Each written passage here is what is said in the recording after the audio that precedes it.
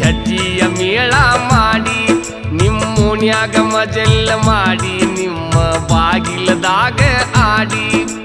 ಬನ್ನಿ ಮುಡದ ಬಂದೀವಿ ಮೂರು ಸಂಜೀಲೆ ನಾವು ದೌಡ್ ಮಾಡಿ ಬಂಗಾರ ಕೊಂಡಾಕ ಬಂದಿದ್ದೀನಿ ನಮ್ಮೋನಿಗೆ ಗೆಳತ್ಯಾರ ಕೂಡಿ ಬಂಗಾರ ಕೊಟ್ಟು ನನ್ನ ಕಾಲಿಗೆ ಬಿದ್ದವತ್ತ ಹೇಳಿದ ಮಾತು ನೆನಪಿಲ್ಲವೇ ಚೆಲುವೆ ನೆನಪಿಲ್ಲವೇ